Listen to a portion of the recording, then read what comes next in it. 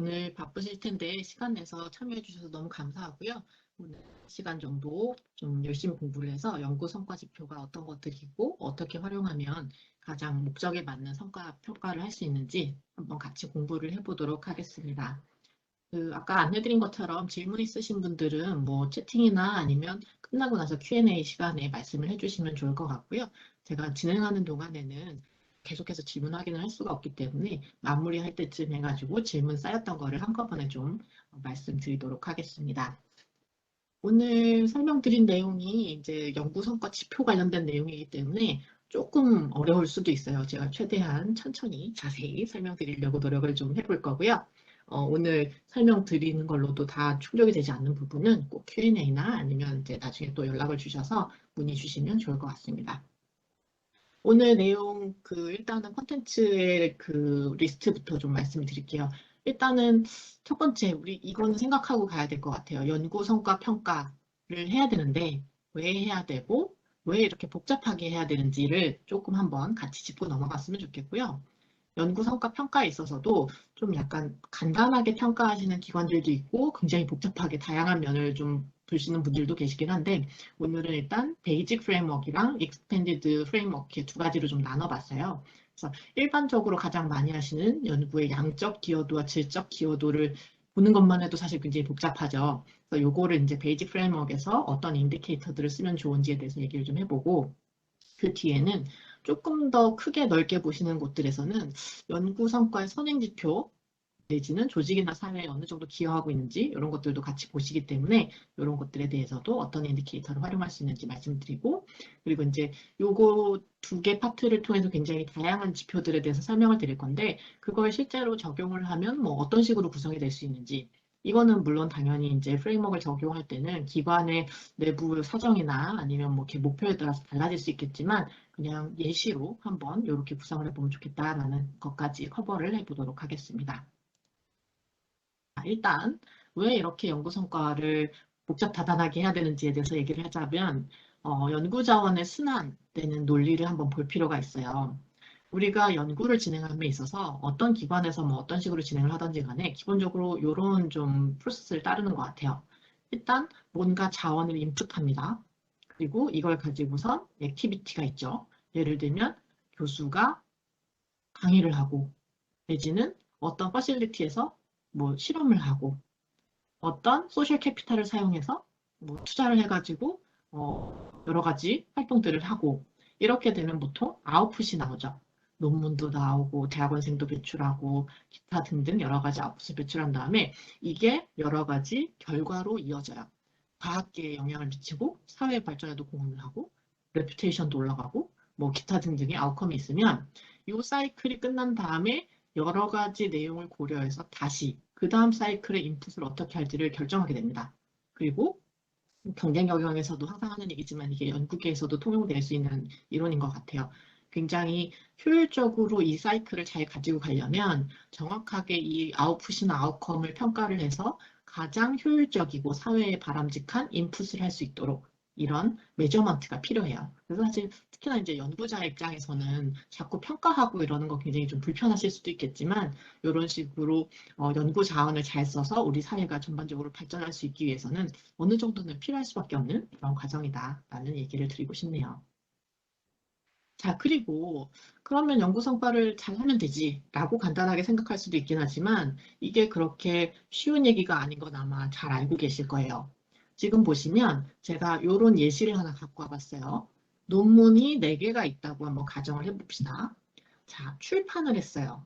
우리가 보통 평가를 할 때 어떤 저널에 논문 내느냐에 따라서 굉장히 좀 평가를 달리 받는 경우가 가장 일반적인 것 같아요.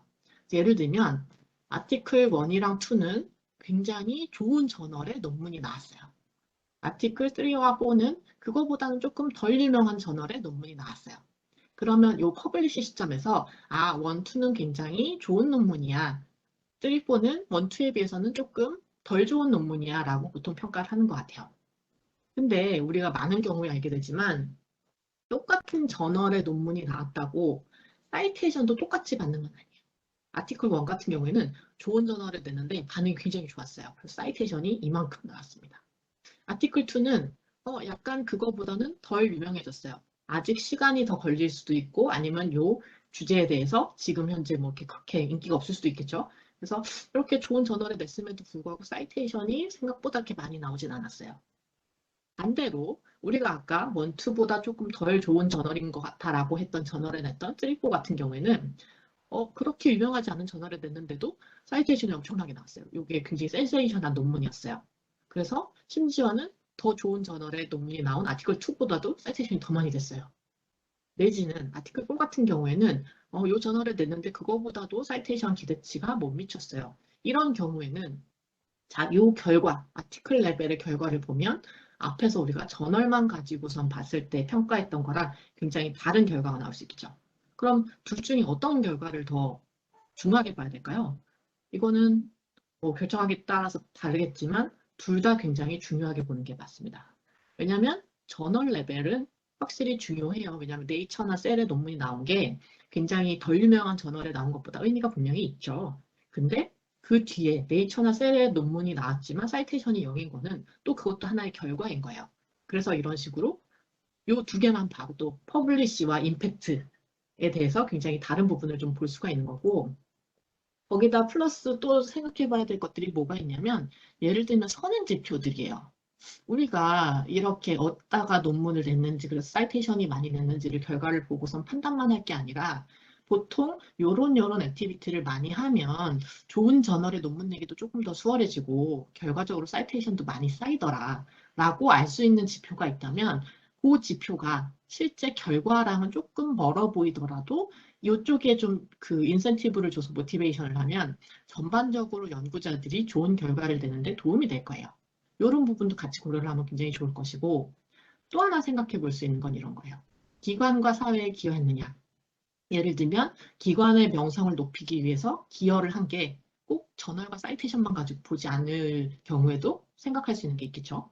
내지는 사회에 기여하는 거는 내가 연구를 해서 굉장히 좋은 사이테이션을 받은 거에 그치지 않고 이 내용이 사회에 굉장히 전파되도록 노력을 많이 했다. 도움이 되었다. 라고 하면 이것도 사실은 굉장히 좀 훌륭한 결과일 수 있겠죠. 그래서 이렇게 다면적인 부분들을 다 봐야 되기 때문에 복잡한 그래프가 나올 수밖에 없고 그 중에 하나를 좀 보여드리자면 이제부터 이제 그 프레임워크로 넘어가 볼게요. 베이직 프레임워크 보시면 제가 방금 설명해 드렸던 거랑 거의 비슷한 내용이죠. 우리가 기본적으로 보는 게 양적 기여도와 질적 기여도를 봐요. 그래서 양적 기여도에서는 보통 논문 건수를 많이 봅니다. 근데 논문 건수도 이렇게 보면 논문 건수라는 하나의 인디케이터인데 굉장히 우리 특히나 많이 이제 평가하시는 분들이 보셨을 텐데 여러 개로 보죠. 저자 타입별로 봐서 뭐 주저자로 참여했는지, 공동저자로 참여했는지, 교신 저자로 참여했는지 굉장히 좀 크리티컬하잖아요. 그런 게 있고 저자 수별로 예를 들면 굉장히 어마어마하게 사이테이션이 높은 논문을 내가 가지고 있어요. 근데 그 논문은 사실 글로벌 프로젝트에서 전 세계에 뭐 한 2,000명이 참여를 해서 굉장히 좋은 성과를 냈어요. 라고 하면 그 자체가 굉장히 큰 성과이긴 하지만 거기서 나온 예를 들면 그 논문 하나에 사이테이션이 뭐 1,000개가 달렸다라고 하면 그게 오로지 나만의 성과인가? 약간 이런 부분들에 대해서 악유가 있죠. 그래서 그런 거를 저자 수를 가지고선 좀 판단하는 방법들이 이제 많이 개발이 되고 있어서 그런 부분도 생각을 좀 해봐야 될 것 같고 질적 기여도 측면에서는 제가 방금 예를 들어서 출판 시점과 그리고 논문이 사이테이션 되는 시점을 좀 나눠서 봤는데 요거를 저널 수준과 논문 수준별로 어떻게 나눠서 볼 수 있는지를 좀 얘기를 해볼 거고 그 다음에 방금 말씀드렸던 익스펜디드 되면 선행 지표와 조직과 사회 기여를 또 지표로서 좀 생각해 볼 수 있는 부분이 있는데 선행 지표로서 보통 얘기되는 것들이 이제 많이 있을 수 있는데 그 중에서 오늘은 이제 평가에 대한 얘기니까 평가에 쓰려는 지표는 사실 굉장히 좀 안정적이고 어느 정도 다 이제 통용되고 많은 사람들이 인정할 수 있는 지표여야 되잖아요. 그래서 그 중에 하나만 좀 골라보자면 연구 네트워크를 어떻게 잘 활용하는지에 대한 부분이고 그 중에서도 국제연구협력 굉장히 강조하죠, 요새. 그래서 이 국제연구협력을 굉장히 좋은 파트너와 잘 할 수 있고 많이 할 수 있게 하기 위해서 굉장히 여러 기관에서 노력을 많이 하고 계신데 이게 실제로 여러 가지 분석을 해보면 논문 성과나 뭐 펀딩 받는 거나 이런 것에 도움을 많이 주거든요. 그래서 요거를 이제 기관에서 예를 들면 성과평가 지표의 하나로 좀 생각을 해보면 좋을 수 있겠다라는 제안을 하나 드리고 싶고 또 하나는 기관 성과에 기여하고 과학계에 기여하는 거는 예를 들면 연구계의 화두를 선정했다. 예를 들면 어떤 논문이 굉장히 유명해져서 우리 학교에서 나온 논문이라는 게 굉장히 홍보가 된다. 라던가 아니면 어떤 연구자분이 굉장히 좀 놀라운 그 발견을 해가지고 그것 때문에 또 우리 기관이 굉장히 홍보가 되고 한국이 홍보가 됐다. 이런 부분들에 대해서도 분명히 기여도를 인정할 수 있는 부분이기 때문에 이런 거를 어떻게 측정할 수 있는지에 대해서 얘기를 해보고 또 하나는 이제 단기간 인용률은 이제 밖에 방금 말씀드렸던 거랑 조금 이제 레벨이 좀 다르긴 하지만 우리가 보통 투자를 하면 성과를 좀 빨리 보면 좋겠죠.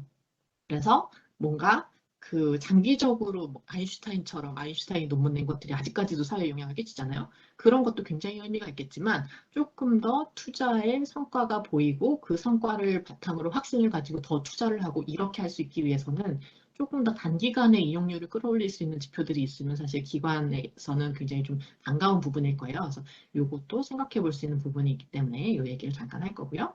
그리고 마지막으로 과학계에 기여하는 거는 연구 결과 공유하는 거. 이것도 사실 뭐 굉장히 다양한 방법이 있긴 하겠지만 가장 뭐 편하게 생각하면 오픈 액세스가 요새 또 굉장히 화두죠. 논문을 냈을 때 그거를 뭐 어떤 틀 안에 가두지 않고 누구나 볼 수 있도록 열어놓는다라고 하면 굉장히 뭐 이렇게 어느 뭐 이렇게 학교에 있는 고등학생도 찾아보고서 이거 되게 좋은 내용인 것 같아라고 해서 자기만의 아이디어를 발전시킬 수도 있고 이렇게 되는 부분이기 때문에 이 연구 결과를 얼마나 공유하는지에 대해서 오픈 액세스가 특히 이제 서구권에서부터 굉장히 좀 중요해지고 있죠. 그래서 이것도 이제 발빠르게 만약에 평가에 집어넣으시려는 경향이 있으신 경우에는 어떤 거 쓰시면 되는지를 제가 오늘 말씀드리려고 해요. 자, 그래서 베이직 프레임워크부터 시작을 해볼까요? 제가 벌써 이제 굉장히 많은 정보를 드렸기 때문에 정신이 없으실 수 있겠지만 최대한 차근차근 한번 짚어보도록 하겠습니다.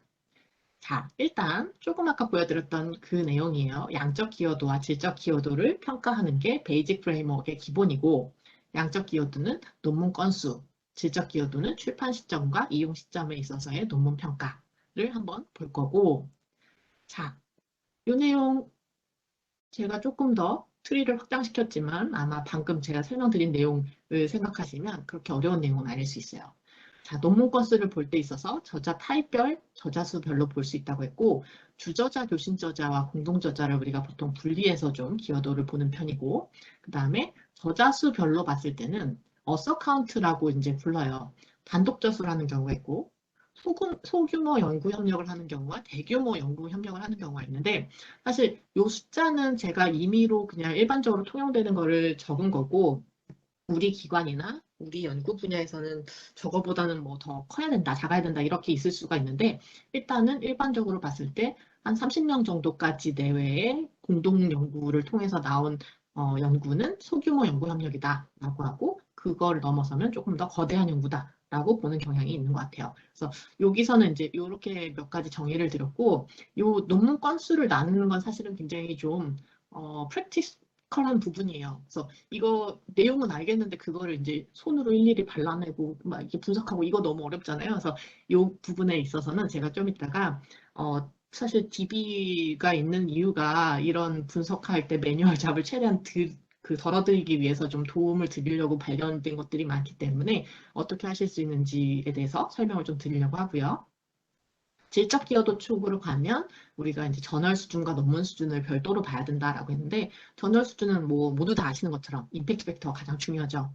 근데 이 임팩트 팩터 적용에 있어서도 주의할 점들이 항상 있어요. 그래서 저희가 여러 번 얘기를 드렸었는데 주의하라고만 말씀드리는 게 아니라 그거 플러스 그럼 어떤 지표들을 활용하면 좋은지에 대해서 조금 차이점을 보여드리면서 설명을 드릴 거고 그 다음에 저널 자체의 사이테이션은 보통 저널 임팩트 팩터를 가지고서 많이 계산을 하는데 그게 아니라 이 저널에서 똑같이 사이테이션이 됐더라도 조금 더 좋은 저널에서 사이테이션 해가면 좋겠다라는 생각을 하죠.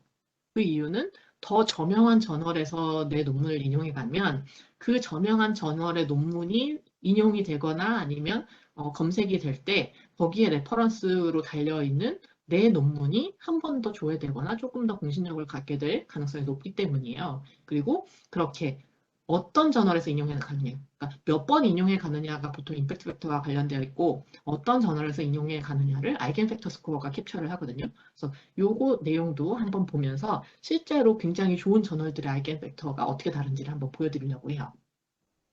그리고 논문 수준별로는 제가 세 가지 정도 고려했으면 좋겠다라고 하는 것들을 좀 제안드리려고 하는데, 일단은 평균 인용 성과예요.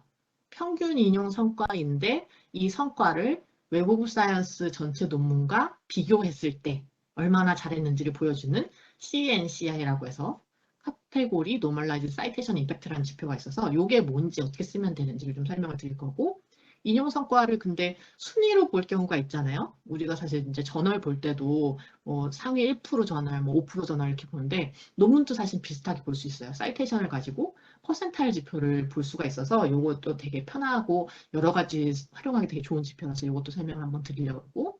그리고 또 하나는 요거는 이제 상대적으로 얼마나 잘했나, 그래서 몇 등 정도 한 논문인가를 보는 거라면 그거랑 무관하게 어느 정도 이상의 그 굉장히 좋은 논문들은 저희가 하일리 사이티드 페이퍼라고 배지를 붙여놓는 그런 논문들이 있어요. 이거는 뭐냐면 현재 과학계에서 각 분야별로 가장 중요한 논문들이라고 저희가 꽝 도장을 찍어드리는 그런 논문들이 있거든요. 이런 논문을 배출했다면, 물론 이렇게 좋은 논문이라면 퍼센타일이나 CNC는 다 높기는 하겠지만 요거는 조금 다른 또 원리에 의해서 지정이 되기 때문에 요걸 가지고서도 이분들이 굉장히 좀 좋은 논문을 냈구나라고 판단을 하실 수 있고, 또 하나는 아시는 분들은 아시겠지만 이 하일리 사이티드 페이퍼를 굉장히 많이 갖고 계신 연구자분들을 저희가 매년 하일리 사이티드 리서처라고 해서 세계에서 가장 영향력 있는 그 연구자로 이제 수상을 하죠. 그래서 이것도 굉장히 좀 중요한 그 수상 목록이기 때문에 그거에 대한 지표도 같이 한번 설명을 드리려고 합니다.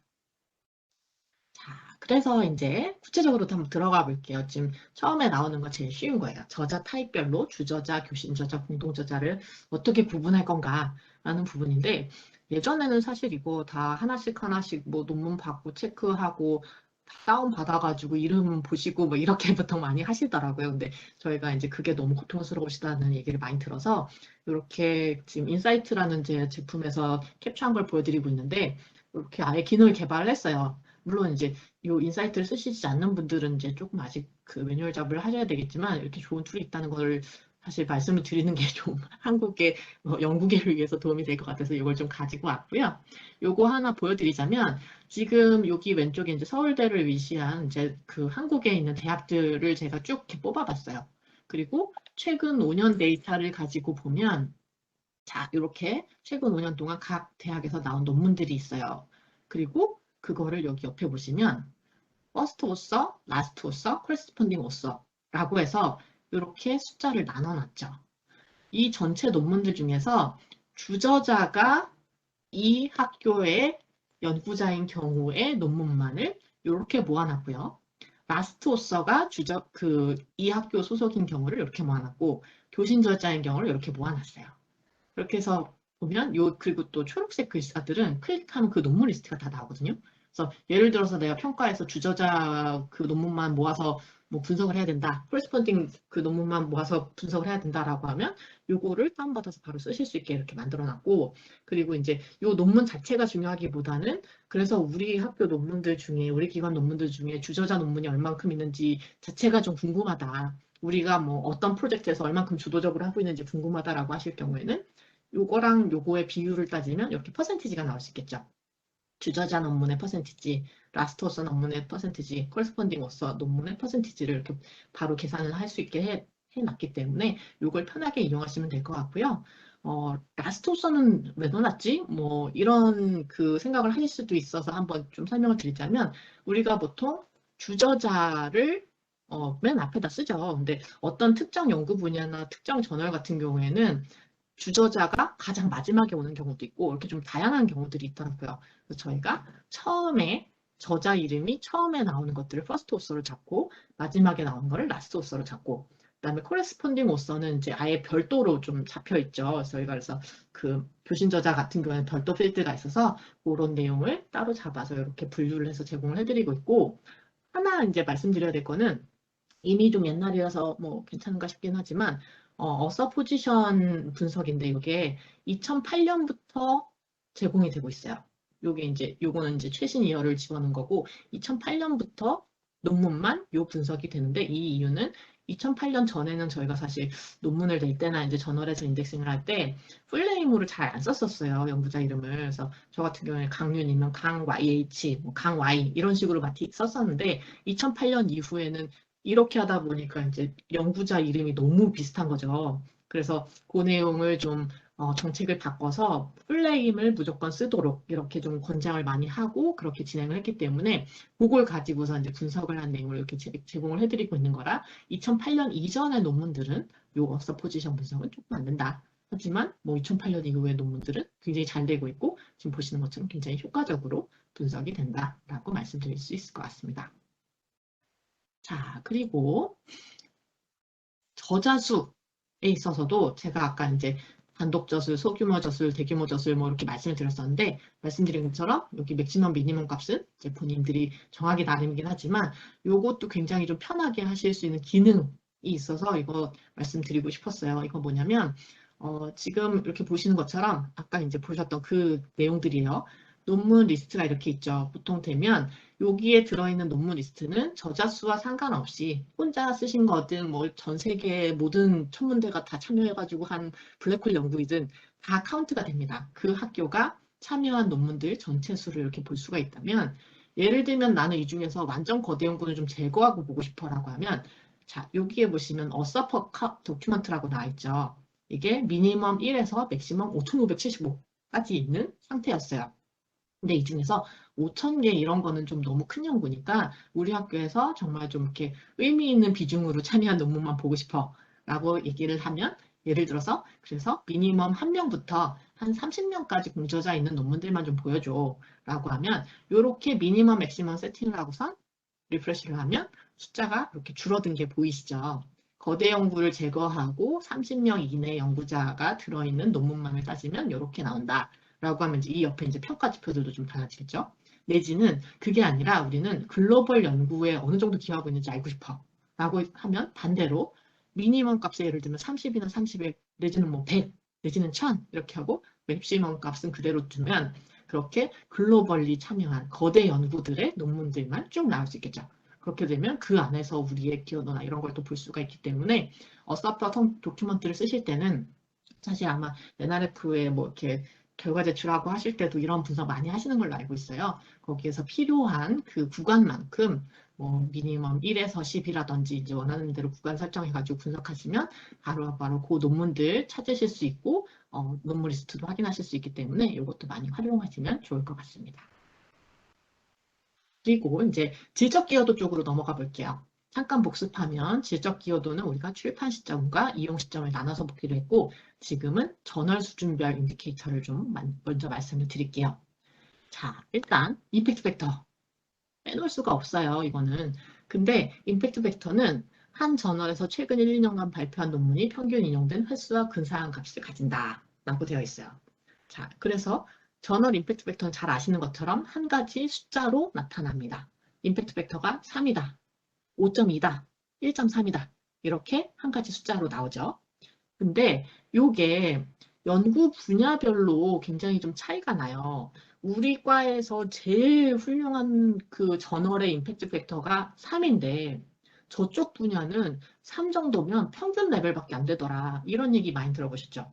내지는 우리 쪽의 임팩트 팩터는 10, 11 이게 일반적인데 이거 딴 데 갔더니 막 굉장히 좀 어마어마하다고 하더라. 이런 얘기를 많이 들어보셨을 거예요. 연구 분야별 논문을 얼마나 많이 발행하느냐, 얼마나 사이테이션이 활발하냐, 기타 등등 여러 가지 이유로 인해서 이 연구 분야별로 임팩트 팩터 차이 굉장히 많이 납니다.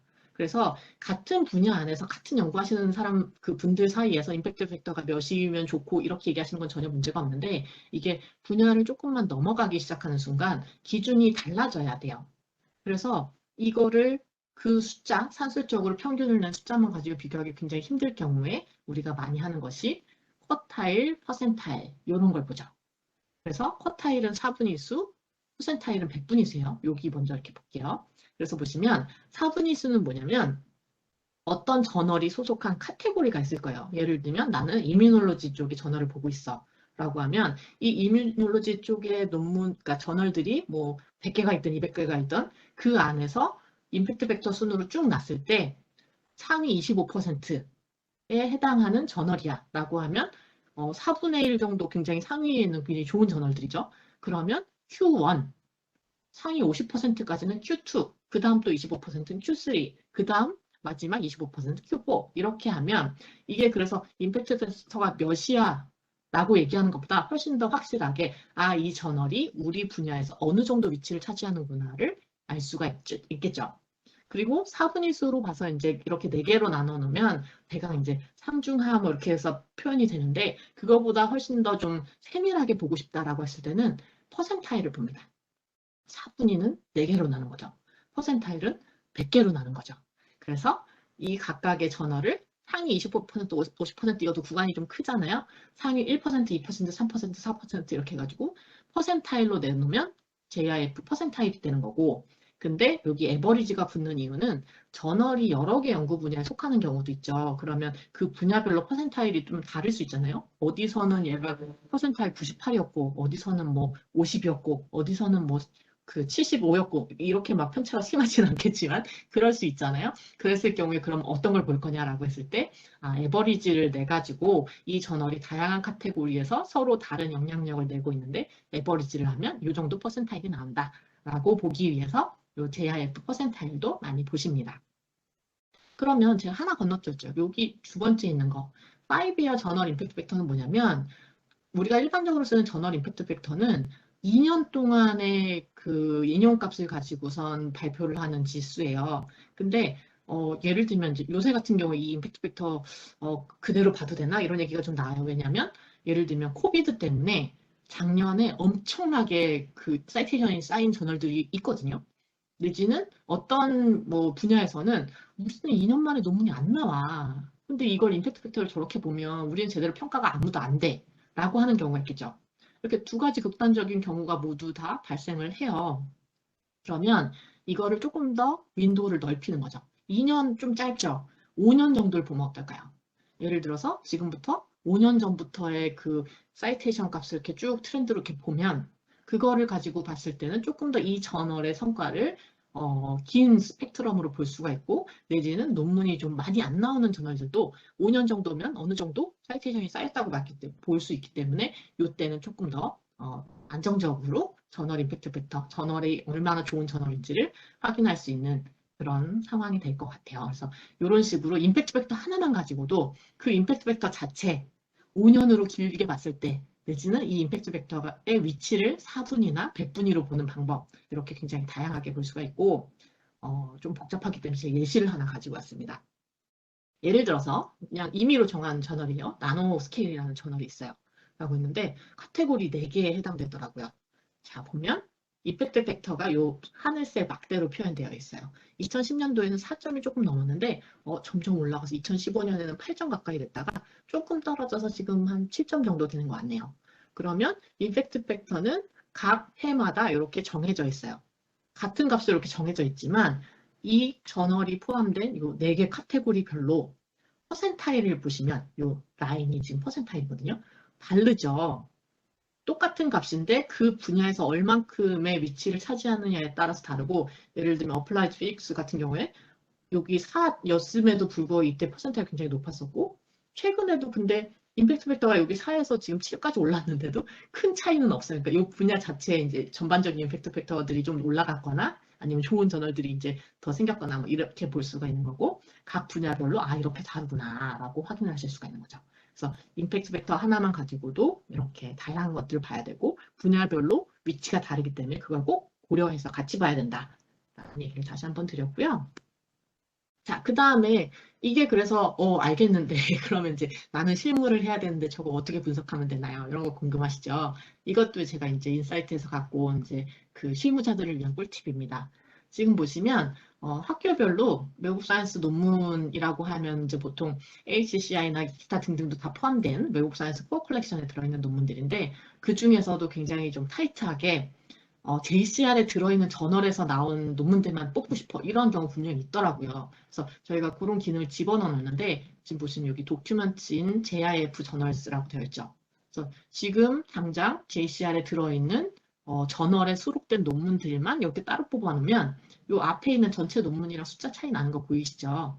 이렇게 돼 있어서 요걸 가지고서 보시면 JRF 저널, 그러니까 임팩트 팩터 저널, JCR 저널에는 요 정도 논문이 들어있구나. 요 논문 리스트 바로 받으실 수가 있게 되어 있고요. 그거보다 이제 조금 더 이제 평가나 분석 쪽으로 쓰시는 분들은 아까 제가 임팩트 팩터 쿼타일 말씀드렸었죠. 그 퍼센타일도 물론 중요하지만 쿼타일로 보면 크게 봤을 때 얼마나 좋은 저널인지 뭐 이렇게 상상위권, 뭐 중상위권, 중하위권 이렇게 나눠서도 보통 많이 보시거든요. 그래서 예를 들면 상위 25% 저널의 논문을 많이 내면 굉장히 안정적으로 좋은 저널의 논문을 많이 쓴다 이렇게 얘기를 많이 하는데 이렇게 Q1 저널에 낸 논문들만 따로 모으고 Q2 저널에 나온 논문들만 따로 모으고 이걸 뭐 퍼센테이지로도 바꾸고 Q3, Q4도 물론 있어요. 근데 이런 식으로 해서 전체 JCR 저널에 나온 논문들만 따로 보거나 아니면 그 안에서도 어떤 수준의 임팩트 팩터 저널에 나온 논문들을 따로 보거나 이런 것들이 가능하기 때문에 이것도 뭐 평가하실 때나 여러 가지 뭐 분석하실 때 활용하시면 되게 좋을 것 같습니다. 자, 임팩트 팩터 얘기는 여기까지 하고 이제 아이겐 팩터 스코어로 넘어가 볼게요. 제가 아까 아이겐 팩터 스코어 설명드리면서 뭐라고 얘기를 했었냐면 똑같이 인용이 돼도 얼마나 좋은 저널에 인용되는지가 이 논문의 앞으로의 미래에 영향을 끼친다라고 했어요. 왜냐면 네이처나 사이언스만 자꾸 언급해서 죄송한데 이제 제일 유명한 저널이니까 거기 저널에 나온 논문에 내 논문이 레퍼런스로 되어 있으면 다른 저널들보다도 아무래도 좀 이렇게 인지도 있는 저널이니까 많이 그 논문들이 읽히면서 레퍼런스까지 같이 스터디될 확률이 높아지죠. 그리고 그러면 더 사이테이션 될 확률이 높아지기 때문에 그걸 가지고서 이제 얼마나 좋은 저널에 라고 하면 이제 인용이 많이 되는 저널에 인용이 됐는지를 저널별로 이렇게 스코어를 매겨놓은 게 아이겐팩터 스코어예요. 그래서 이게 지금 이것도 인사이트에서 뽑은 건데, 그러니까 분야를 막론하고 임팩트 팩터 제일 높은 최상위 저널들만 제가 한번 뽑아봤어요. 그러니까 익숙한 이름들이 막 나오죠. 이렇게 논문들, 그러니까 저널들이 있는데 이들의 지금 보시면 퍼센타일, GIF 퍼센타일 보시면 다 높아요. 왜냐하면 이 최상위급 저널들이기 때문에. 그리고 최상위급 저널들이기 때문에 다 Q1에 포함되어 있죠. 5년 터울로 보면 숫자가 조금 달라지긴 하지만 여전히 다들 임팩트 팩터 높죠. 근데 이거를 아이겐 팩터로 보면 좀 양상이 달라요. 지금 숫자가 좀 복잡해서 보기가 쉽지 않으실 수 있는데 예를 들면 첫 번째 나오는 요 저널 같은 경우에 임팩트 팩터가 좀 약간 어마무시하죠. 이게 임팩트 팩터 값이 맞나 싶을 정도로 높은 임팩트 팩터를 갖고 있어요. 퍼센타일이나 다 높은데 아이겐 팩터 스코어는 0.09360. 두 번째, 뉴잉글랜드 저널 오브 메디슨은 임팩트 팩터가 요거에 비하면 좀 낮아 보이죠. 74 엄청나게 높은 숫자긴 하지만 이거에 비하면 격차가 좀 있어요. 근데 여기에 아이겐 팩터 수는 0.66180이라고 하면 실제 사이테이션 되는 그 빈도는 요 첫 번째 저널이 가장 높고 범접할 수 없을 정도로 높지만 훨씬 더 좋은 저널에 인용이 많이 되는 경향은 요 두 번째 저널이 더 높다라고 보실 수가 있는 거예요.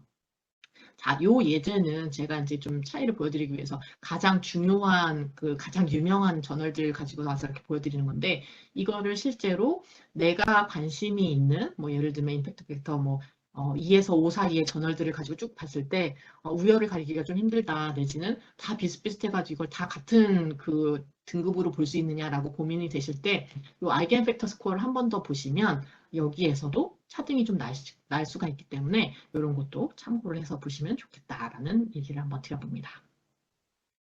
자, 이제 저널 얘기는 그만하고 논문 얘기로 가볼게요. 논문 수준별로도 성과가 다르기 때문에 그걸 제대로 반영해야 된다라고 제가 주장을 하고 싶은데 그거 중에서 이제 가장 쓰기 좋은 지표 중에 하나가 이 CNCI예요. 카테고리, 노멀라이즈드, 사이테이션, 임팩트.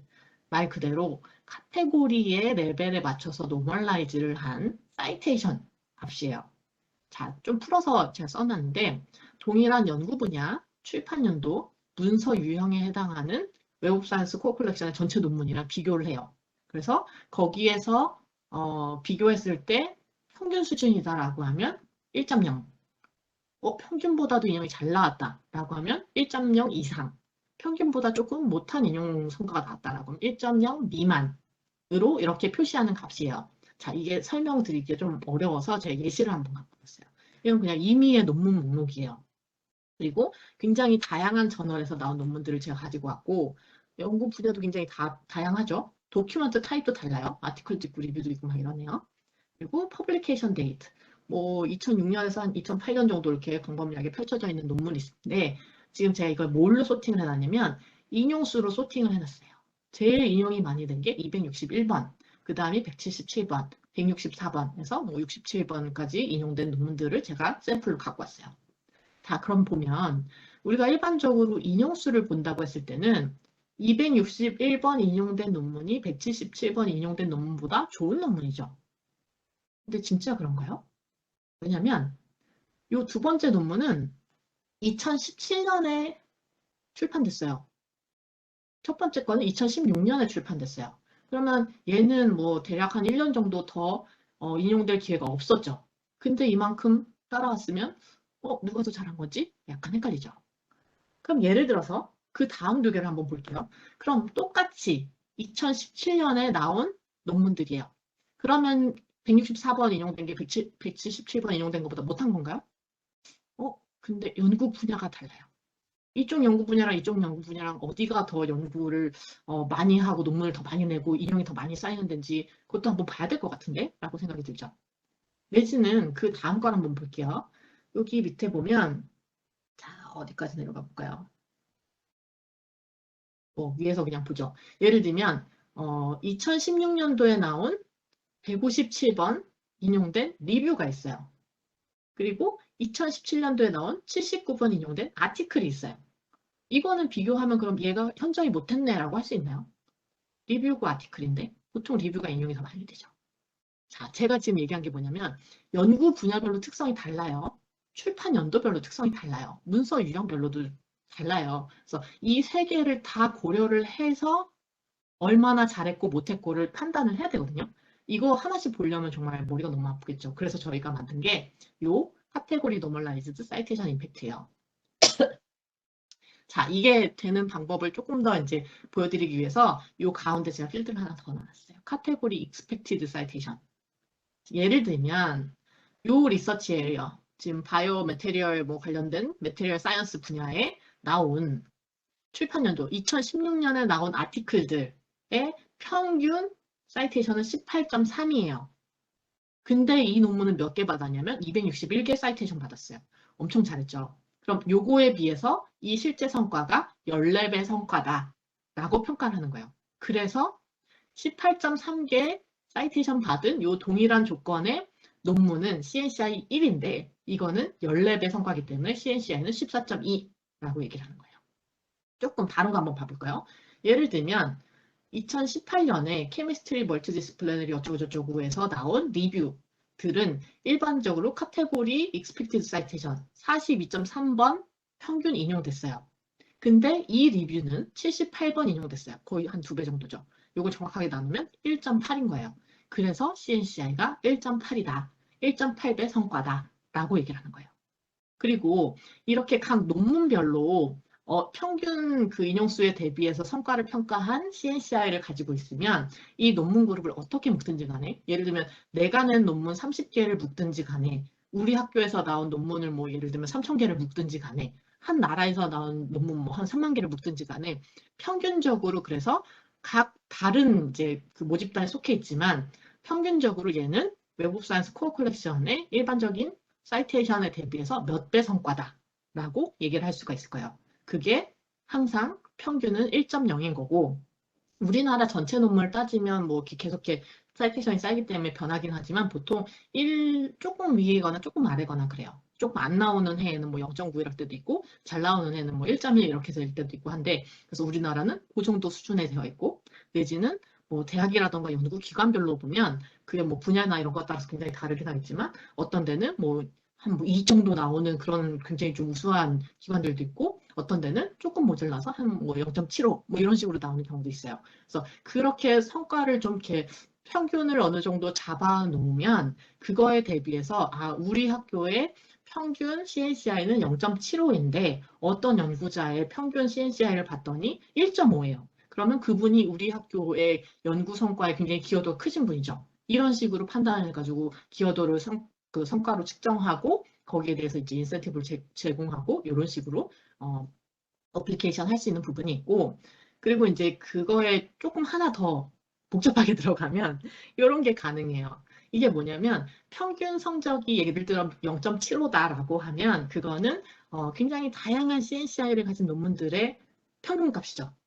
근데 이 평균값을 조금 더 흩어놓으면 예를 들면 이제 이게 뭐 요 막대 그래프의 색깔에 따라서 5개의 연구기관이라고 보면 예를 들어서 이 연구기관이 다 똑같은 평균값을 갖고 있는 그런 기관이라고 할지라도 이 논문의 스프레드는 좀 다를 거예요. 지금 보시면 여기 가로가 뭐냐면 언사이티드, 사이테이션 0인 논문들이 항상 제일 많아요. 어떤 기관이나 이렇게 많이 있고 사이테이션을 CNCI 구간에 따라 나누는 거예요. 예를 들면 0에서 0.125까지, 0.125에서 0.25까지 이런 식으로 해서 이제 여기 보시면 1까지가 여기에 들어가고 요 오른쪽부터는 1을 넘어서는 굉장히 우수한 성과들인 거죠.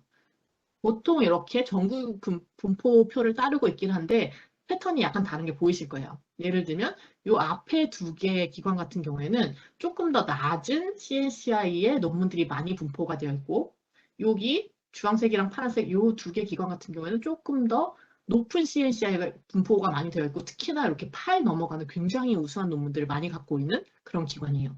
이렇게 되면 그리고 내지는 이제 굉장히 좀 특이한 경우겠지만 뭐 중간이 좀 빈다던가 이런 데들도 있겠죠. 그래서 이렇게도 세분화해서 보면 우리 학교는 예를 들면 허리가 없구나 내지는 우리 학교는 굉장히 좋은 논문들이 많은 뭐 이런 데니까 뭐 요거를 조금 더 기준을 높여서 평가를 한다던가 이런 식으로도 전략 수립이 가능하기 때문에 기본적으로 가장 쉽게 할 때는 CNCI가 타겟이 몇인지 그거에 비해서 좋은 성과가 났는지 안 났는지를 가지고 평가를 하고 만약에 그 타겟을 정할 때 그냥 평균만 보기엔 약간 찜찜하다라고 하면 이렇게 스프레드를 보고선 우리의 CNCI 분포의 특징이 이러하니까 우리는 타겟을 이만큼 당겨야겠다라던가 이런 평가를 또 하실 수가 있을 겁니다. 시간이 벌써 많이 가고 있어서 제가 좀 서둘러야겠네요. 자, 또 하나 보면 이제 인용성과 순위가 있어요. 제가 아까 퍼센타일이 임팩트 팩터에만 적용되는 게 아니다라고 말씀을 드렸었는데 논문에도 퍼센타일이 가능합니다. 왜냐하면 퍼센타일은 모든 순위를 매길 수 있는 거에 대해서 그 적용이 가능하기 때문에 사이테이션을 가지고도 퍼센타일을 매길 수가 있고 이 퍼센타일도 앞에 CNCI랑 동일해요. 연구 분야별, 출판 연도별, 문서 유형별 요 3개가 항상 기본입니다. 가장 이렇게 편차가 많이 날 수 있는 요 3가지 팩터이기 때문에 요것들을 가지고선 노멀라이즈를 하는데 아까는 이거를 세계 평균이 얼마니까 그거에 비해서 얼만큼 잘했어요 라고 환산을 했던 게 CNCI였죠. 근데 얼만큼 잘했어요 라고 판단을 하면 그러면 10이 제일 높은 값인가? 3이 제일 높은 값인가? 저기 16도 있네? 이렇게 그 맥시멈 값을 찾기가 좀 힘들 때가 있어요. 그래서 이 퍼센타일 같은 경우에는 뭐 몇이 됐던 상관없이 무조건 제일 우수한 인용성과를 100으로 놓고 가장 낮은 인용성과를 0으로 놓고 이렇게 해서 100분위로 다시 한번 나눠줍니다. 그래서 이거 이제 저는 가끔 하다 보면 헷갈리더라고요. 그래서 여기 아예 써놨는데 100으로 갈수록 잘한 거고 0으로 갈수록 못한 겁니다. 그래서 예를 들면 100%타일이다라고 하면 100%의 비슷한 모집단의 그 모수들이 내 밑에 있다라는 얘기예요. 0으로 가면 0%가 내 밑에 있다는 거니까 제일 나쁜 거고 100%가 내 밑에 있으면 내가 1등인 거죠. 그래서 탑 1%를 보면 이거는 99%일이나 그 위의 값을 가지는 거고 탑 10%다라고 하면 내가 상위 10%인 거잖아요. 그럼 내 밑에 있는 게 90인 거잖아요. 그럼 퍼센타일로 따지면 퍼센타일 90 플러스라고 이렇게 보시면 돼서 높은 게 가장 큰 값이라고 외우시면 좀 간단합니다. 근데 이제 하나 이제 조금 복잡하지만 곧 잊으셔도 되는 걸 말씀을 드리자면 지금 인사이트에서 퍼센타일 정보를 제공을 하고 있어요. 근데 이렇게 아티클 레벨의 퍼센타일 정보가 기존에 좀 역전되어 있었어요. 우리 방금 얘기한 것처럼 100이 잘한 거고 0이 못한 건데 이거를 약간은 이제 순위 개념으로 해서 이렇게 상위 몇 퍼센트 개념으로 이런 식으로 좀 표현을 했었던 게 있었는데 이제 이게 좀 헷갈린다라는 말씀을 많이 들어서 저희가 5월에 이제 얼마 안 남았죠. 한 1, 2주 사이에 인사이트를 업데이트를 하면서 이거를 우리가 일반적으로 보는 그리고 제가 방금 말씀드렸던 100%가 제일 잘한 거, 0%가 제일 못한 거 이렇게 바꿀 겁니다. 그래서 지금까지 이 퍼센타일 쓰시면서 좀 헷갈리셨던 분들은 이제 5월 지나고 나면은 이렇게 된다는 거를 말씀을 하나 드리고요. 그래서 요거 바꾸면서 이제 요것만 하면 좀 아쉽죠. 하나 더 기능이 추가되는 게 탑 몇 퍼센트 논문들에 대해서 보시는지가 또 여러 가지 기관마다 다르시더라고요. 예를 들면 나는 1%만 가지고서 항상 분석을 한다 라시는 분들을 저희가 탑 1% 사실 인디케이터를 제공을 해드렸기 때문에 그냥 그거 쓰시면 되는데, 아니야 우리 2% 볼 건데 나는 4%까지 늘려서 보고 싶은데 5%랑 6%는 어떻게 다른지 보고 싶은데, 이런 분석하실 때는 사실 좀 쉽지 않았었거든요. 그래서 저희가 요번에 요거 바꾸면서 필터를 아예 이렇게 바꿉니다. 탑 몇 퍼센트까지를 보실 건지를 아예 이렇게 원하시는 넘버를 아무거나 넣어서 쓰실 수 있도록 이렇게 넣을 거기 때문에 이것도 아마 집어넣으면 굉장히 쓰시기 편한 그런 기능이 될 것 같아요. 많이 활용을 해주시고요. 자, 인사이트는 이렇게 되어 있었고, 웹 오브 사이언스에서는 조금 또 다른 굉장히 유용한 퍼센타일 지표를 이미 제공하고 있어요. 이거 혹시 보신 분들 계신지 모르겠는데, 어서 임팩트 빈플랫이라고 해서 저희가 굉장히 좀 다양하게 좀 잘 쓰고 있다는 얘기를 많이 듣는 이런 그래프예요. 지금 웹 오브 사이언스 들어가서 어서를 한번 검색을 해보시면, 어서별로 보통 우리가 이제 많이 쓰는 지표들은 이런 거죠. 예를 들면 논문이 몇 개고 H인덱스가 몇이고 사이테이션 토탈 몇 개 받았고 사이팅 아티클이 뭐가 있으니까 좀 한번 보세요. 뭐 이렇게 저희가 원래 제공을 해드렸었는데, 이거 말고도 그 퍼센타일 정보를 드려요. 그것도 굉장히 자세하게. 그래서 아마 이제 어서 페이지 가서 보시면 요런 거 보이실 거예요. 오른쪽에 보시면 어서 빈플러 썸머리라고 해서 요렇게 초록색과 보라색 점들이 들어있는 요 막대가 하나 나옵니다. 이게 뭐냐면, 자, 요 점부터 요 점까지가, 이분 논문 굉장히 많으신 분이죠. 660개의 논문들을 각 아까 말씀드렸던 세 가지 타입별로 노멀라이즈를 했을 때 퍼센타일이 0%타일인 거, 그러니까 뭐 보통 이런 거는 사이테이션 0인 것들부터 해서 100%타일인 거, 그 기준에서 최고로 잘한 논문까지 이렇게 광범위하게 갖고 계시네요 라는 얘기고, 근데 여기 가지고 계신 666개 논문을 다 노멀라이즈를 해보니까 요 정도, 한 78 정도 되는 정도의 평균 사이테이션 퍼센타일을 갖고 계시네요 라고 표현을 해줘요. 그리고 이거를 클릭해서 보면 이렇게 쭉 이분의 지금 10년 것만 제가 이렇게 일단 갖고 오긴 했는데 논문을 다 이렇게 연도별로 펼쳐놔요. 예를 들면 2014년, 2004년에는 이렇게 40몇 퍼센타일부터 100%타일까지의 논문을 가지고 계세요. 그리고 여기 있는 논문을 다 종합을 해보면 종합 퍼센타일은 이 정도 돼요. 이렇게 긴 동그라미는 요 퍼센타일에 해당되는 논문이 여러 개 있는 거거든요. 그래서 연도별로 얼만큼의 논문을 냈고 그 각각의 논문이 어느 퍼센타일을 가지고 있는지, 그리고 연도별로 보면 이렇게 초록색이 약간씩 움직이죠. 언제 제일 잘했고 지금 이렇게 그 성과가 향상되고 있는지 뭐 줄어들고 있는지 이런 것도 파악할 수 있도록, 이것도 퍼센타일을 활용한 그 어서의 면면을 볼 수 있는 이런 자료이기 때문에 이것도 많이 활용해 주셨으면 좋겠어요. 굉장히 인사이트풀한 정보를 담고 있습니다. 자, 여기까지 가서 퍼센타일 얘기였고, 이제부터는 좀 이렇게까지 복잡하진 않을 거예요. 이제 그 몇 가지 좀 더 짚고 넘어가면 되는데, 그 중에 하나, HCP, Highly Cited Papers인데, 이거 그냥 번역하면 많이 인용된 논문들, 그래서 고인용 논문이라고 부르기도 하고 여러 가지 이름으로 부르는데, 사실 저는 HCP라고 부르는 걸 제일 좋아해요. 왜냐면 여기 지금 제가 HCP라고 해서 대문자로 적어놨죠. 이거는 그냥 인용이 많이 된 논문이 아니라 인용이 많이 된 논문 중에서도 저희가 특정한 정의에 의해서 이건 HCP야 라고 정해놓는 논문 그룹을 의미하는 거기 때문이에요. 자, 어떤 정의를 갖고 있는지 제가 좀 써놨는데, 최근 10년간 발표된 논문만 봅니다. 아인슈타인 논문이 지금까지 인용이 몇 번 됐는지 모르겠지만 엄청나게 중요한 논문들이 많은 건 사실이에요. 하지만 지금 10년간 발표된 논문이 아니기 때문에 그 아인슈타인 논문이 사이테이션이 얼마나 많이 됐던지 간에 HCP는 아니에요. 자, 최근 10년간 발표된 논문, 그러니까 현재 과학에서 가장 중요하게 회자되고 있는 논문들을 모으는 거고, 그 가장 중요한 논문들을 뭘 가지고 보냐면 22개 대분류로 나눠요, 일단 논문을. 그래서 지금 보시는 이런 식의 이제 대분류로 나눈 다음에, 자, 아까랑 비슷하게 연구 분야랑 출판 연도의 차이를 좀 봐요. 그리고 요 두 개별로 피인용 상위 1%에 해당하는 논문들을 가지고 옵니다. 그리고 이런 식으로 아예 테이블이 있어요. 요거는 ESI 들어가면 이제 보실 수 있는 자료인데, 제가 이제 몇 개만 좀 가지고 왔어요. 4월에 제가 캡처한 자료인데, 보시면 예를 들어서 나는 엔지니어링 분야 논문을 많이 써. 근데 내 논문이 얼만큼 임팩트가 있는지, HCP가 될 수 있는지를 보고 싶어 라고 하면 이렇게 들어가서 보시면 내가 2015년에 낸 논문이 사이테이션 되게 많이 됐는데 혹시 이거 HCP가 될 수 있나? 라고 보시려면 엔지니어링의 2015년 HCP 트레스홀드는 98건이다 라고 되어 있어요. 엔지니어링 분야의 2015년 논문들을 쭉 갖다 놓고 사이테이션을 봤을 때 상위 1%에 해당되는 논문들은 사이테이션이 98개 이상이더라 라는 뜻이에요. 자, 2014년에는 그거보다 조금 더 많아야겠죠, 사이테이션이. 107개더라, 117개더라, 125개더라, 141개더라. 자, 이런 식으로 해서 이건 저희가 임의로 정한 숫자가 아니라 실제 거기에 해당하는 모든 논문을 다 놓고 봤을 때, 그리고 요거는 이제 사실 조금 더 그 보수적인 지표라서 아티클이랑 리뷰만 보거든요. 그것만 놓고 봤을 때 요 사이테이션을 넘기면 상위 1%고 HCP다 라고 되어 있는데 당연히 이제 하나 의문이 드시죠. 98개라고? 지금 보니까 98개 논문이 상위 1%보다 더 많은데? 근데 당연히 그럴 거예요. 왜냐면 이게 4월 기준이고 그 이후에도 사이테이션이 계속 쌓였을 거잖아요. 그래서 저희가 이거를 2달마다 한 번씩 다시 계산해서 발표를 해요.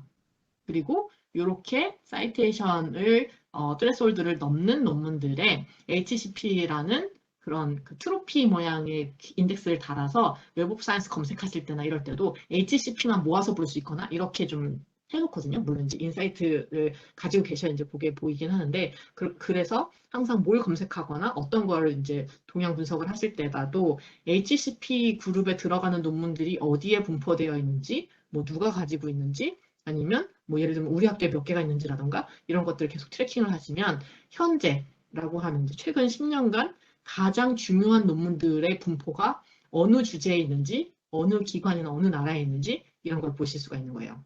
그리고 아까 설명드렸던 것처럼 이렇게 중요한 논문들을 개인적으로 많이 갖고 계신 연구자들 계세요. 굉장히 이분은 논문만 내면 HCP고 이런 경우들 계시거든요. 이런 경우에 저희가 1년마다 HCR, Highly Cited Researcher를 선정을 해서 발표를 하고 있고 이분들이 실제로 이렇게 보면 굉장히 좀 영향력 있는 연구를 지속적으로 하시는 분들이 굉장히 많아서 이게 뭐 우리나라에서도 그렇긴 하지만 해외에서도 굉장히 좀 우리 학교에서 HCR 배출했다라던가 뭐 어디에 HCR 분을 뭐 모셔온다거나 이렇게 많이 쓰이는 지표이기 때문에 굉장히 중요한 지표로서 관심 가져주시면 좋을 것 같습니다. 자, 이제 가장 어려운 부분은 지나갔고요. 이제 제가 익스펜디드 프레임워크라고 했던 거로 넘어갈 건데 지금 보시면 이렇게 가운데 양적 기여도와 질적 기여도 부분을 다 얘기를 한 거고요. 이제 마지막으로 연구성과 선의 지표랑 조직과 사회의 기여 이 부분만 커버를 하고 예제로 넘어가 보도록 할게요. 자, 국제연구협력이 아까 선행 지표로서 의미가 있다고 말씀드렸었는데 그 말 그대로네요. 인터내셔널 콜라보레이션 비율을 많이 봅니다, 요새. 그래서 이거를 평가 지표로 쓰실 수 있는 그런 방법이 있고요. 그다음에 이 뒤에 조직 및 사회 기여 부분에서는 연구계의 화두를 선점한다라고 하는 거는 핫페이퍼라는 개념이 있어요. 제가 방금 설명드렸던 HCP랑 조금 비슷한데 조금 다른 거라서 이것도 굉장히 재밌는 지표라서 제가 좀 이따 말씀드릴 거고요. 단기간 인용률 같은 경우에는 이건 이제 저널 지표인데 어떤 저널들은 굉장히 좀 더 빨리빨리 사이테이션 되는 경향들이 있어요. 그래서 이걸 가지고 이제 이미디어시 인덱스가 높은 저널에 그 논문을 냈을 때는 아무래도 이제 조금 더 빠른 사이테이션 회수가 가능하기 때문에 이런 것도 한번 뭐 이렇게 지표로 고려해 보시는 것도 괜찮지 않을까라고 생각이 돼서 이것도 하나 소개해 보려고 하고요. 그 다음에 아까 오픈 액세스 굉장히 중요하다고 말씀드렸었는데 이거에 대해서도 설명을 좀 드려보면 지표 얘기는 이제 마무리가 될 것 같습니다. 자, 인터내셔널 콜라보레이션 먼저 들어가 보면 인터내셔널 콜라보레이션의 정의가 무엇인지가 우리가 그냥 막연하게 생각하는 것보다 조금 더 어려워요. 왜냐하면 우리 학교에 인도에서 오신 교수님인데 그분이랑 같이 내가 연구 논문을 발표했어 라고 하면 인터내셔널 콜라보레이션일까요? 상식적으로 봤을 때 그렇다고 할 수도 있지만 저희가 이제 데이터로 잡는 인터내셔널 콜라보레이션은 그거는 아니고요. 왜냐하면 뭐 그 논문 DB에 연구자의 국적까지 적지 않기도 하거니와 이거는 사실 한국에 계신 분들 간의 콜라보레이션이잖아요. 그러면 이제 조금 더 사회문화적으로 교류가 있다고 생각할 수 있는 거는 서로 다른 나라에 있는 기관 간의 콜라보레이션이다라고 저희는 보는 편이에요. 그래서 여기 적어놓은 것처럼 2개 이상 국가에 소속한 연구기관의 협력을 통해 발표된 논문을 얘기를 하고요. 소속 기관의 소재지 주소를 가지고 구분을 합니다. 예를 들면 서울대와 MIT가 콜라보레이션을 했다라고 하면 인터내셔널 콜라보레이션이고요. 예를 들면 전북대랑 일본에 있는 뭐 이렇게 동경대랑 같이 콜라보레이션을 했다라고 하면 인터내셔널 콜라보레이션입니다. 그래서 이런 식으로 좀 계산을 하고 있다는 걸 말씀을 드리고요. 이것도 이제 마찬가지로 여기에 해당되는 논문의 리스트를 보시거나 아니면 비율을 보시거나 하는 경우가 되게 많은데, 이게 이제 제가 아까 말씀드렸지만 인터내셔널 콜라보레이션이 실제로 연구 성과에 영향을 미친다라는 분석 결과는 굉장히 여러 번 나온 적이 있어요. 근데 그거를 사실 여기서 반복하기에는 시간적인 한계가 있기 때문에 저를 믿어주시고 그거의 베이스가 되는 좀 상식적인 이유만 오늘 좀 말씀을 드려보면, 국제 연구 협력을 하면 일단 연구 네트워크가 확장이 되죠, 물리적으로. 서울대에서 논문을 냈고 MIT에서 논문을 냈는데 각각 굉장히 훌륭한 기관이긴 하지만 이 안에서만 만약에 연구를 같이 하고 연구 논문을 냈다면 그 안에서 가장 많이 회자되고 그 밖으로 전파되는 거는 이제 약간 좀 간접적인 전파가 되겠죠. 근데 예를 들면 서울대와 MIT가 같이 했다라고 하면 각각의 그 학교 간의 콜라보레이션도 있고, 그리고 각각의 그 연구자들이 소속한 학회나 뭐 여러 가지 연구 네트워크가 굉장히 다를 거잖아요. 그 네트워크 양쪽에 물리적으로 충격을 주게 되기 때문에 그게 네트워크 확장에 일단은 처음으로 기여를 하게 되고, 또 하나는 그렇게 되면 여러 가지 인지도 향상 효과도 훨씬 더 멀티플하게 나타나는 경우가 많아요. 그래서 그 국제 연구 협력을 여러 가지로 굉장히 좀 권장을 많이 드리는 편이고, 그거를 위해서 이제 쓰실 수 있는 툴 같은 경우에는 제가 아까 말씀드린 것처럼 논문 리스트나 아니면 이렇게 비율도 보실 수가 있는데, 요거는 이제 각 학교별로 이렇게 뽑아놓은 거고, 그거 말고 예를 들면 조금 더 스페시픽한 분석이 필요하다라고 하면 이렇게 필터에 특정 연구자랑 콜라보레이션을 한 뭐 연구기관이나 뭐 국가나 뭐 이렇게도 보실 수가 있고, 아니면 우리 연구기관 내지는 뭐 특정 오가니제이션이랑 콜라보레이션을 많이 한 뭐 뭘 뽑는다던가 연구자를 뽑는다던가 이런 식으로도 가능하기 때문에 이게 굉장히 다면적으로 분석을 하셨을 때, 나랑 콜라보레이션을 했을 때 가장 좀 이렇게 접점이 많았던 데가 어딘지라던가 어떤 연구자랑 연구 협력을 했을 때 가장 성과가 좋았는지라던가 이런 거 좀 그 판단하시면 굉장히 좀 전략 수립이 좋거든요. 그리고 평가하시는 입장에서도 그런 걸 좀 큰 그림으로 보고 우리 학교나 아니면 이쪽 우리 학교의 뭐 이쪽 과에서는 어느 파트너랑 콜라보레이션 하는 게 제일 좋더라라고 하면 그걸 좀 모아서 이제 MOU를 맺고 그쪽 기관이랑 실제로 콜라보레이션을 진행했을 때는 뭐 이렇게 인센티브를 준다던가 이런 식으로 뭐 폴리시 메이킹에 좀 참고하실 수 있을 것 같아요. 그리고 HCP를 아까 설명을 드렸는데 그거보다 훨씬 더 재밌는 개념이 요 HP예요. HCP는 아까 설명드렸던 것처럼 최근 10년 동안 굉장히 중요했던 논문들을 보여주는 건데, HP는 10년 사실 연구에 있어서 이제 그 정도는 봐야지 좀 안정적으로 평가가 가능하다라고 보는 기간이긴 하지만 좀 길어요. 지금 당장의 가장 핫한 아이템을 보기에는 HCP는 조금 길 수 있다. 그러면 얼만큼을 보고 어느 정도로 단계를 좀 높여놔야 현재 가장 화제가 되는 논문을 발굴할 수 있을까라는 고민에서 나온 내용이에요. 지금 보면 최근 2년간 발표된 논문 중에서 22개 W 기준으로 연구 분야당 연도별로 최근 2달간 피 이용이 상위 0.1%에 해당하는 논문들. 그냥 요 말만 들어도 굉장히 핫하죠. 그래서 핫 페이퍼예요, 이름이. 페이퍼가 각 연구 분야에서 어떤 게 제일 핫한지를 이것도 역시 2달마다 한 번씩 계속해서 저희가 업데이트를 하고 있고요. 예를 들면 아까랑 숫자가 다른 거 보이시죠? 엔지니어링에서 2019년 요 3이라는 수는 저희가 2달마다 업데이트를 하기 때문에 첫 번째 업데이트, 두 번째 업데이트, 세 번째 업데이트 이렇게 되는 거거든요. 그럼 1, 2월, 3, 4월, 4, 5월에 발표된 고 논문들 중에서 지금 그러니까 그 머리안 네, 그때 이제 발표된 기준으로 봤을 때 핫페이퍼가 되려면 13개 사이테이션이 있어야 된다라고 해서 이것도 업데이트가 계속되고, 이것도 역시 인사이트 갖고 계시면 웹 오브 사이언스에서 핫페이퍼라고 불꽃 마크를 저희가 붙여놓거든요. 그러면 어떤 분야, 예를 들면 AI에 관련해 가지고 내가 어떤 논문을 좀 찾고 있어요. 근데 그 중에서도 지금 당장 핫 이슈가 알고 싶어라고 하면 그 검색된 내용들 중에서 핫페이퍼만 골라서 보시면 이런 내용이 요새 굉장히 화두가 되는구나라고 보시는데 굉장히 좀 직관적으로 좀 도움이 되는 그런 거라서, 이게 논문 검색할 때는 그런 식으로 활용이 될 수가 있고, 평가하실 때는 우리 기관에서 핫페이퍼를 낸 연구자가 있다라고 하면 그분이 연구계의 화두를 어쨌든 지금 쥐고 있는 거잖아요. 이거 굉장히 좀 훌륭한 일이고, 그리고 굉장히 학교의 명성이나 뭐 이런 걸 올릴 수 있는 일이기 때문에 이런 것도 만약에 뭐 평가에 반영을 한다면 이렇게 2달마다 한 번씩 체크를 해서 어떤 분이 화두를 가지고 있는지 체크하는 것도 굉장히 재밌을 수 있다라는 부분이고, 자, 이미디어시 인덱스는 조금 더 간단합니다. 아까 제가 잠깐 설명드렸었어요. 한 저널이 얼마나 빠르게 논문의 인용을 가지고 오느냐에 대한 거라서 이거는 임팩트 팩터나 아이겐 팩터나 이런 거랑 다 좀 굉장히 다른 경향이 있어요. 저널 저널이 논문을 내잖아요. 그러면 그 해에 평균 몇 번 그 논문들이 인용되는지를 보여주는 거예요.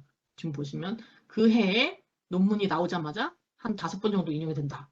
어떤 건 2번 된다라고 하면 이게 임팩트 팩터랑 다르게 이거는 약간 이제 그 저널에서 홍보하고 뭐 이렇게 아젠다 세팅하고 그다음에 스페셜 이슈 내고 뭐 얼마나 많은 논문이 나오고 기타 등등 막 이런 것들에 따라서 달라질 수 있긴 한데 프랙티컬하게 우리가 그 사이테이션을 빨리 모아야 될 때라고 할 때는 요 이미디어시 인덱스도 고려해 주시면 좋다라는 수준에서 이번 한번 소개를 드린 거고요.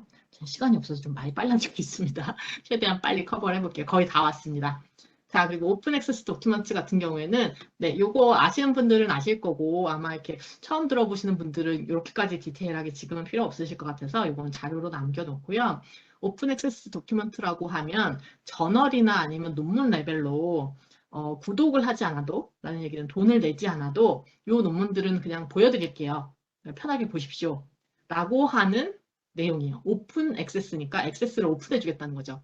그래서 이런 논문들은 실제로 논문을 보는 사람들이 훨씬 더 편하게 접할 수 있기 때문에 과학계나 아니면 이렇게 사회에 정보를 기여한다는 의미로 굉장히 좀 높게 평가가 되고, 그리고 사실은 뭐 연구자 입장에서는 더 많은 사람들이 논문을 접하게 되면 인용이 더 많이 되게 되니까 학교나 이제 연구계 쪽에서도 이제 많이 권장하는 부분이긴 한데, 이것도 그래서 과학계에 기여한다는 의미에서 뭔가 이렇게 하나의 평가 지표로 쓰일 수 있는 부분이라서 말씀을 드려봤고요.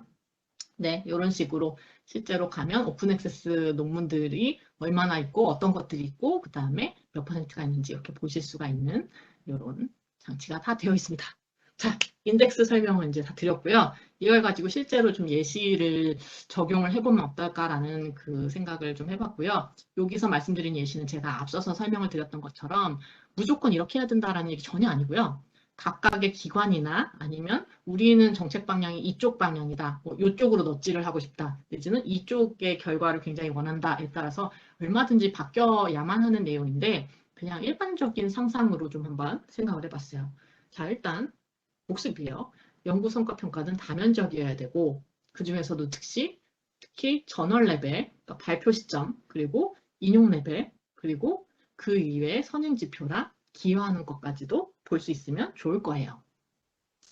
그래서 이제 베이직 프레임워크랑 익스텐디드 프레임워크를 저희가 같이 커버를 해봤고, 가장 이제 많이 보실 내용이 이제 이런 양적 기여도와 질적 기여도를 굉장히 다면적으로 보시는 거, 그리고 익스펜디드 프레임워크에서는 선행 지표랑 기여도까지도 한번 보면 좋지 않을까라고 생각을 할 수 있었고, 이거는 뭐 이제 학교나 기관의 선택에 따라서 하실 수 있는 부분이라 보통 요 중간 단계에 있는 내용들을 가장 잘 활용하는 것이 권장됩니다. 자, 그리고 굉장히 복잡한 차트가 됐죠. 아까 제가 보여드렸던 베이직 프레임워크에 나오는 내용들을 각각을 어떻게 좀 써보면 좋을까라고 이렇게 예시를 그냥 써본 거예요. 예를 들면 이 위에 있는 내용은 사실 대부분 하고 있는 내용들이에요. 양적 기여도를 판단함에 있어서는 주저자, 교신저자 논문에 보통 가점을 주시죠.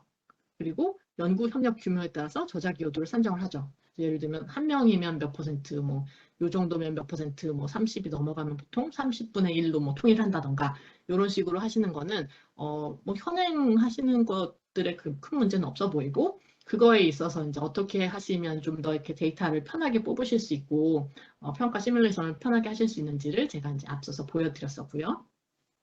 질적 기여도가 이제 복잡했었죠, 가장. 자, 출판 시점에는 저널 수준을 봐야 된다라고 말씀을 드렸고, 근데 임팩트 팩터를 그냥 산술적으로 보기보다는 퍼센타일이나 쿼타일을 보는 게 좋다라고 말씀을 드렸어요. 그리고 이렇게 퍼센타일이나 쿼타일을 볼 때도 여러 가지 연구 분야에 소속되는 경우가 있기 때문에 에버리지 저널 임팩트 팩터 퍼센타일이 아마 제일 대표적으로 쓰기 좋은 지표인 것 같다.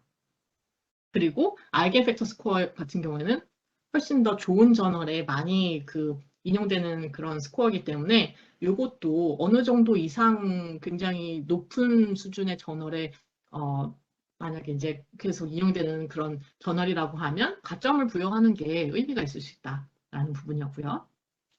그리고 이용 시점에 있어서 논문 수준을 볼 때는 CLCI, 이거는 평균 인용 성과가 어느 정도인지를 보는 거였죠. 그래서 평균적으로 이렇게 되는 걸 보고, 그리고 보통 이제 보면은 굉장히 우수한 연구 논문들에서 또 이렇게 표창을 하시잖아요. 그래서 퍼센타일이 어느 퍼센타일 이상 넘어가는 경우에는 가점을 준다.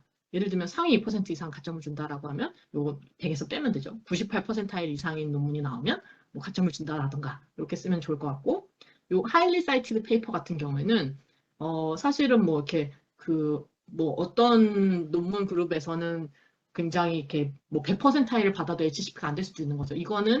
요거는 약간 이제 비교 대상 그룹 중에서의 그런 위치를 보여준다면 HCP는 SCI급에서 상위 1%인 거니까 좀 약간 느낌이 달라요. 그리고 내용도 다르고. 그래서 고인용 논문 성과가 나왔다. HCP를 내가 보유를 했다. 내지는 HCP를 몇 개 이상 가지고 있다라고 하면 이분은 정말 중요한 연구자인 거기 때문에 요거는 또 굉장히 중요하게 보고, 내지는 요거 갖고 계신 분들은 향후 HCR로 성장할 가능성이 있기 때문에 그런 식의 뭔가 약간 육성 플랜을 가지고 간다. 뭐 이런 식으로 생각해 볼 수도 있을 것 같아요.